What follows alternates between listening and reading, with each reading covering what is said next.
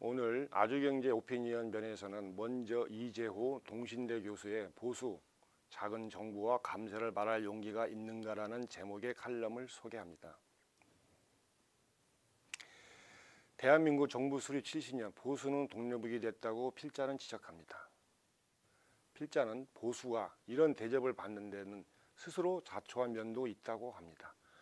최장직 고려대 명예교수는 최근 한 일간지와의 대담에서 한국의 보수는 너무 쉽게 집권해 도덕성도 약하고 한 나라를 운영하는 지배적 정치 세력으로서의 역할을 수행하는 데 대한 고민과 노력도 부족했다고 진단했습니다. 보수의 국가 운영 원리 중 성장 정책을 제외하곤 보수가 고민해서 만든 건 별로 없고 반공이든 냉전이든 모두 외부에서 주어진 것이라는 이야기입니다. 이런 지적들이 부인하기 어렵지만 우리나라 보수 세력이 만든 나라가 지금 세계 10대 무역 대국으로 성장했다고 필자는 강조합니다. 어쨌든 최 교수는 보수의 재건 방향에 대해 좀 더 평화지향적인 남북 관계와 민주주의 가치와 제도에 대한 더 적극적인 수용을 권고했습니다.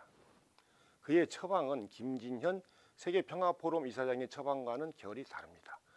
김 이사장은 한 칼럼에서 대한민국의 70년 성취를 부정하는 반역과 반동을 이겨내고 인권과 민주주의 잣대로 북한의 3대 세습 독재를 겨누어 북봉토를 구현하고 통일 자강 지구촌 지향의 대한민국 민족주의로 새 70년을 향해 다시 전진하라고 촉구한 바 있습니다.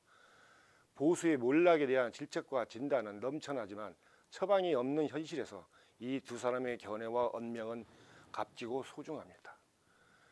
최 교수와 김 이사장의 보수 재건 담론에 감히 끼어들 만한 깜도 못 되지만 필자의 좁은 소견으론 모름지기 보수라면 작은 정부와 감세를 말할 수 있어야 한다고 말합니다. 이어 곽창석 도시와 공간 대표의 부동산 시장 10가지 트렌드 칼럼을 소개합니다. 우선 중대형 아파트의 희소가치 부각에 주목합니다. 지난 10여 년간 중대형 아파트 공급이 크게 줄면서 올 들어서는 매매 가격 상승률에서도 중대형이 더 강세이고 세금 규제에 따른 소위 똘똘한 한 채 선호 현상은 중대형 아파트의 희소성을 부각시킬 것이라고 주장합니다. 둘째로 수도권 아파트 가격의 동기화입니다. 2019년 하반기 이후 수도권 아파트 입주 물량이 감소하면 도심과 외곽의 갭 메우기 현상이 분명히 드러날 것입니다.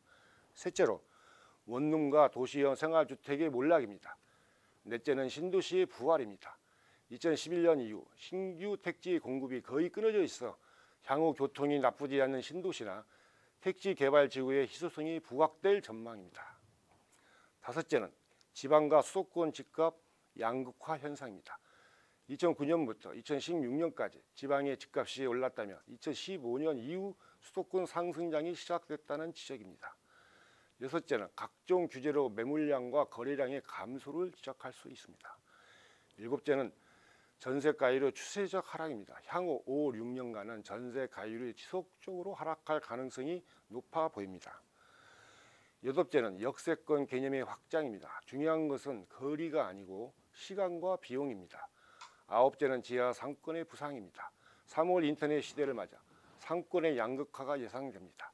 상가가 밀집된 사계절 이용 가능한 상권으로 소유층이 몰리는 현상이 벌어지면 지하 상권의 개발이 확대될 것입니다. 마지막으로 리모델링과 인테리어 시장의 확대입니다. 특히 집값이 비싼 지역에서는 리모델링도 활발하게 시도될 것입니다. 이상 아주경제 편집국장 이용욱입니다.